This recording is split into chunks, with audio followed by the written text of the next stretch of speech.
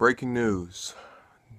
The DNC chair, Wasserman Schultz, has been confirmed as not being the officiator or overseeing the incoming Democratic National Convention in Philadelphia um, on this wonderful Saturday of July 24th, 2016.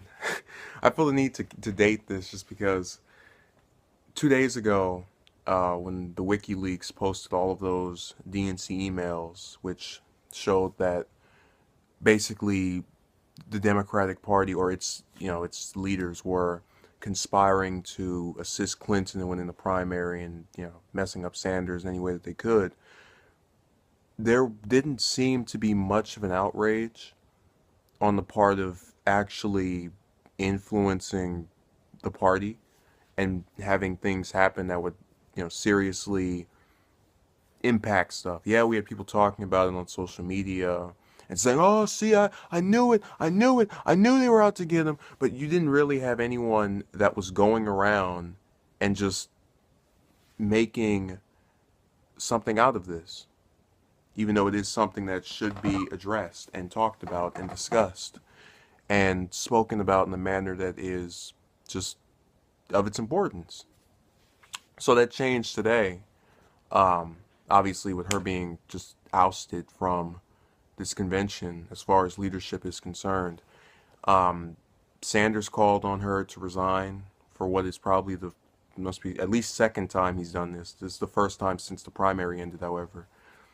And I'm thinking that we might get one from her. I'm still not optimistic about it because we've seen people stay in office long after controversies began. So that has the possibility of continuing. Now, what's interesting about this whole little saga is that it shows just how much impact one single event. The only thing that came out these last 2 days were those emails. Now, it was a bunch of emails from dated from last year to now, which also an unrelated note. They confirmed that Ariana Grande wasn't able to play at the White House because of there was an incident last year around this time in July. Uh, so I think she licked some donuts. So it confirmed that as well. That's off topic, but it was in those emails, so it still kind of applies to what I'm speaking about. But whatever. You also, just this event proves that you cannot treat a person or a campaign or just you can't, even if you want to appear to be non-biased, you still can't show your true colors in a written form or conspire with a whole bunch of other people. We live in a digital age, and this is where information that about people can be easily obtained or gained. And when you're doing that in a setting where there's no anonymity, you open yourself up to just be exposed. And she certainly opened herself up for that. Is it good? No. Is it bad? Yes. But, this is something that she really brought upon herself. Being open about yourself isn't a bad thing. But again, this was her attempting to hide something that we suspected. And when people suspect things, they tend to get revealed because people can only hide things for so long. And when you have that whole party going back and talking in emails, they got caught. If they were on the phone and were just speaking over there, or they met in person each time, do you really believe they would have been caught? No, they wouldn't have. And this is just an example of what I'm talking about. They have this thing where it's as though they figure, oh, we'll get away with it because we've gotten away with it so many other times. We've probably rigged stuff before this. We don't know if that's true or not, but that's you can make that bet. This wasn't their first time doing that.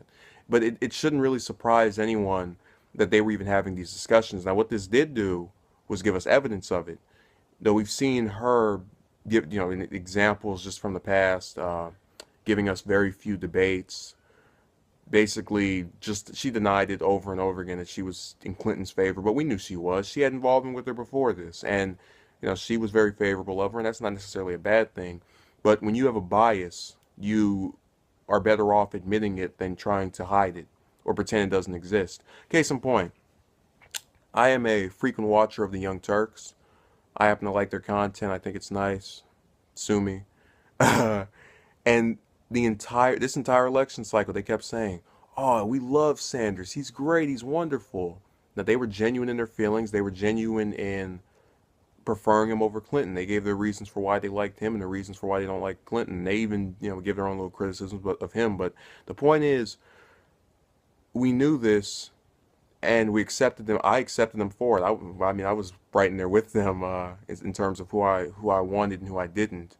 But when they, with their bias, they admitted it. They allowed it to be something the audience knew, so they wouldn't have this notion that, oh, they're supposed to just be neutral about everything, which most of these stations aren't, except Fox News. They're fair and balanced. They're the lone exception. They're of a rare kind where everything they say is covered by facts, stone cold evidence. They're very credible. Um, on the just the last note before I terminate the video. It's trying to sound cool for whatever reason.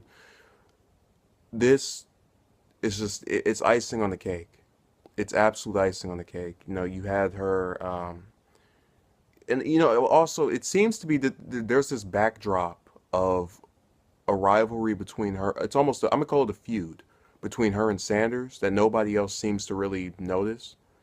Because Sanders is, like I said before, called on her to resign before during the primary, and is he's it's I get where he's coming from, so I don't want to make it sound like, oh, he's biased or anything, because he really isn't. He's had his problems, his situations. He didn't pick her one day and decide to dislike her, but she's wronged him enough to where it certainly makes sense to me as for why he'd want to see her just completely removed as chairman. And it's something that people need to wrap their minds around, that you can't go around and pick on somebody or rig something against someone and expect to have them be completely removed from everything afterward. She probably looked at Sanders as this guy to where, oh, I'm just going to mess him up, and then that'll be the end of him. That'll be the last time we hear of him. But now it's looking a different way. Maybe this election cycle will be the last time we hear of her after she resigns.